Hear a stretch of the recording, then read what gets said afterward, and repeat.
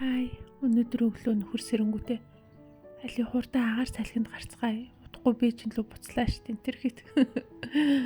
Тэгэхэд бид нэр хотоос алгүй нэг 50-60 км Төв аймгийн Батцүнбэрийн ишээ амралтын газар ирчээд байж байна. Өнөөдөр амралтын өдөр болохоор аль болох хүн багтай, жижиг, боломжийн үнэтэй газар гээд сонгоод хүрээд ирлээ. Тэгэхгүй бол бас хүүхдтэй явж байгаа үед тэгээд бас хит олон амрагчдтай аль эсвэл залуучуудтай газар бас жоохон тухгүй байх гэдэг нь шүү дээ. Тэгээд фэйсбүүкээс хайжаад хүрээд ирлээ. Яг Зуслангийн замаар яваад ирсэн болохоор гайгүй төвчрэлгүй тэгээд яг энэ хэсэгтээ байгаль сайхантай, адуу мал ихтэй, ойрхон айлууд юу н адуу ихтэй байт юм байна. Энд гэр хоногийн 100,000 төгрөг, тэгээд морь унах бол хүний 20,000 төгрөг гэж хэлжсэн. Тэгээд яг эндээс хоол гардгүй юм байна. Тийм болохоор бид нэр яхав эрэхтэй өөрсдөө угаасаа мах шарыгээд барсаас юм авцсан байсан л та. Тийм болохоор асуудалгүй. Угаасаа нэг хоног болохоор гайгүй бах. Сая би хүүгээ загнаа жоохон уурлуулчлаа. Нөө би гол руу бити гуталтайгаа ор гэд ахт чи яг ингээд шавар намагтай хэсэг лүү гуталтайгаа ороод тэгээд гутлаа тийм чи үлдээсэн байхгүй юу зогтуулаад.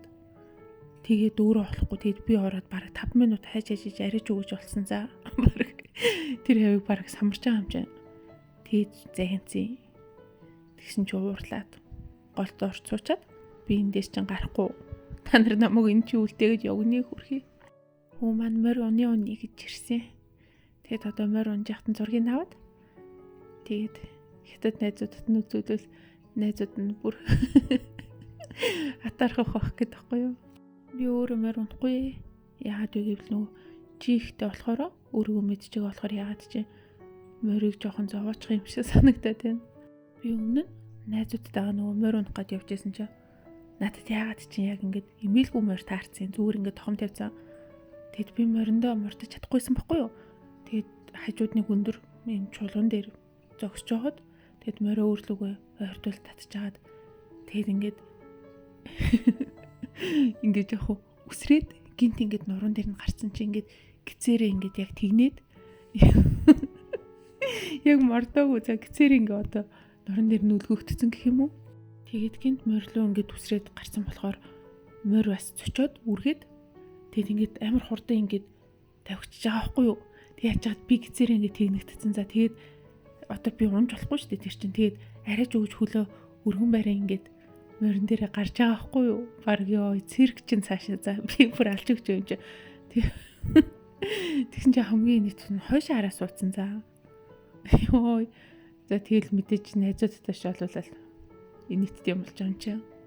Тэгээд нөгөө явдал дундаа эргээд урагшаа харах гэсэн чи найзууд хүүе чи чадахгүй чи ингээд одоо яв. Ончул бүр хэцүү юм байна. Тэгэд би тэр чигтээ хойшоо харж өвчсэн шүү дээ ямар тэнэг. Хүүе хоолоо идэх үжсэн чи бороо орчлоо шүү дээ. Одоо яана ч гэжтэй тэгээд уг нь бид нэр нүг гүзээлцгээхтэй ингээд гисэн тэгээд тийш очиж гүзээлцгэн түүн нөхөр болохоор бөмбөг тоглон моглон хэлт хийжсэн тэгээд худлаалчлаа. За өглөөний минь сайхан амарлаа. Өнөөдөр харин тэнгэр хонгоогоод сайхан болчих. За замаараа ээжгүй хоёрыг гэрт болгочаа тэгээд хуучин номын дэлгүүр оръё. Нөхөр маань эндээс ном аавна гэж хэлжсэн. Энд гэхдээ номнууд жоох үнэтэй байна. Зүгээр номын дэлгүүр зардаг үнээс энэ ч одоо хуучин номнууд зарагдчихаа шүү дээ. Тэгсэр нэг одоо 30,000 төгрөгийн ном бол 25, 40,000 төгрөгийн ном ингээд 35 ч юм уу. Бараг ойролцоо юм үнэтэй байвал бараг шинийг авчвал зүгээр хаа. За нөхөр ч гэсэн хайжсэн ном олсон ч гэсэн аваагүй. Номоо зарч ирсэн худалдаг чинь номоо нэг зармааргүй байгаа юм шиг санагдаад исэн болохоор номыг аваагүй гэтгсэн. За гэлс хоолчоод эндээс ойрхоноор нь интер номыг савраад тэгээд нөхөр тэндээс ном үзэг. Би яг уг нь авъя гэсэн ном бол байхгүй. Нөхөрт бас айхтар яг зорьсон ном байхгүй ч гэсэн харж агаад уншаагүй гоё ном байвал авна гэдгсэн байхгүй юу? Ер нь би нөхрийг бодвол арай бага ном уншаад идэг болсон сүүлийн үед. Нөхөр маань бас нэг ном уншаад байх цаг зав байдаггүй юм. Гэхдээ 0 орохтой уншаад идэг байхгүй юу? Би яг мэдтiin зарим үед болохоор ингээд ойрхон 0 орохтой 0-ч жоохон удах ч юм уу тий. Яг тэр үед нь би нөхрийг гоё ном уншиж байгаа юм байна, гоё хэсэг дээрээ явж байгаа юм байна гэдгийг мэдчихтiin гэдэг байхгүй юу. Би тэгээд яг сүүлийн жил болохоор доктор сурч байгаа болохоор яг хичээлийн холбогдлолтой ном, их хвчлэн пейпер уншия гэж боддtiin. За тэгээд баг худлаа дүү. Төгсгөлд найлны л уншаагүй байж тийм. Би гэхдээ ер нь ном болон киног өмнө нь үзээд уншсан ч гэсэн нэг хэсэг хугацааны дараа 5 жилийн удаа циклтэй ч юм уу ер нь дахиж унших дуртай байгаад идэв. Зарим номнуудыг унших болгонд дандаа юм өөр мэдрэмж аваад идэг. Манай нөхөр хараа яг эсэргээрээ за нэгэнт уншсан юмыг дахиж унших ч амар амтгүй шүү дээ. Сонирхолгүй мэдэн шүү дээ гэдэг за. За өнөөдөр үдээс хойш дахиад бороо орчлоо. Гэхдээ энэ зам одоо яац юм бэ? Нөгөө ус зайлуулдаг хоолой нь бүлэрсэн маашаа.